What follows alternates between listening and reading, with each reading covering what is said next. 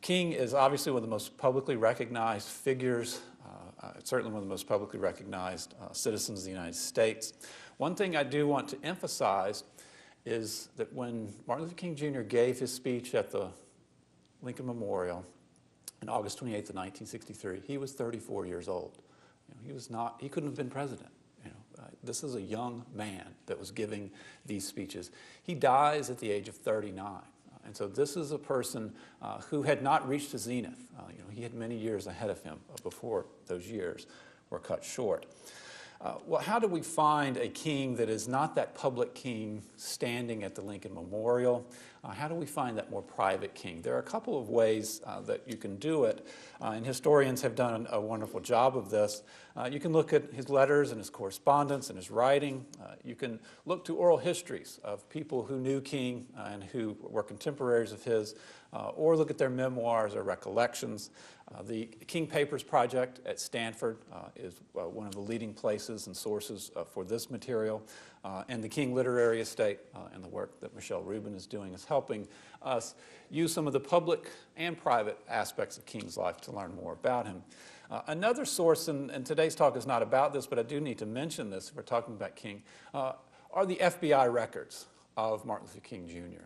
There are over 17,000 pages of FBI records that have been microfilmed and are now on the internet and made available to the public that you can use for research. Many of them have been blacked out, and there are sections of them that are not terribly open, but they are records. The FBI spied on, surveilled, watched, followed, put bugs in hotel rooms, put bugs in telephones that King spoke on for a decade.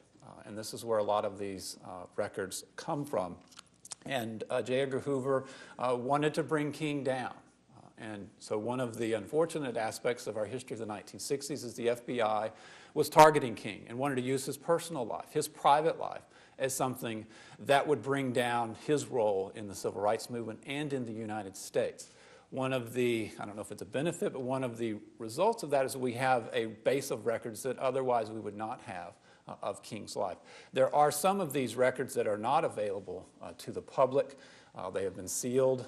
They were sealed in the 1970s and will not be made available to the public until the year 2027, some of the recordings that the FBI made. Some of the recordings that were made in the federal government that we do have access to, that have been made available to the public, were made by John Kennedy and made by Lyndon Johnson.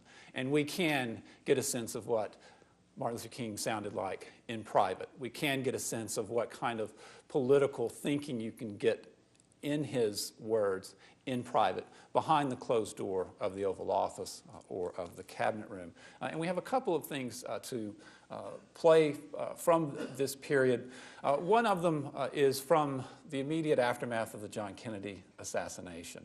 This occurs in late November, and this is a conversation between Lyndon Johnson and Martin Luther King Jr., both of them grieving over the loss of John Kennedy, both of them uncertain about exactly what direction the country was going to take, but definitely certain that they were going to play a role in that direction. Lyndon Johnson would later describe himself as like a cowboy rounding up cattle in the swamp, and they needed somebody to get on the horse and lead the cattle out of the swamp. And so that's how he projected himself in this period. And he is generally seen as doing a remarkable job of moving the country through this. Well, in this conversation, Johnson and King talk, and Johnson assures King that he is a civil rights president, that he is a progressive president, that he is going to maintain the legislative agenda of John Kennedy and of the Kennedy administration. It's not a long conversation, but you can tell here there is a cautiousness to this relationship.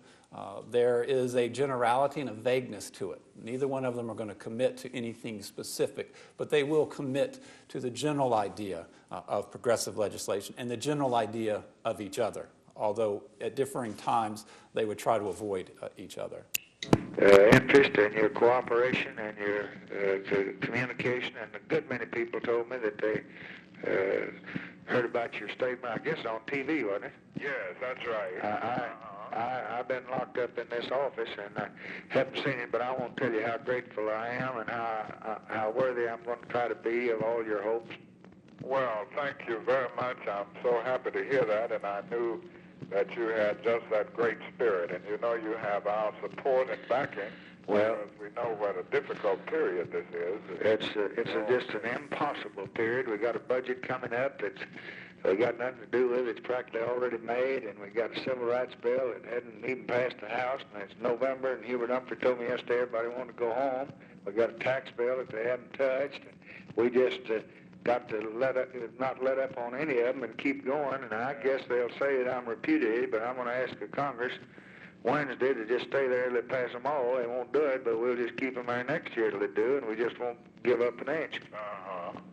Well, this is mighty fine. I think it's so imperative. I think one of the great tributes that we can pay in memory of President Kennedy is to try to enact some of the great progressive policies that he sought to initiate.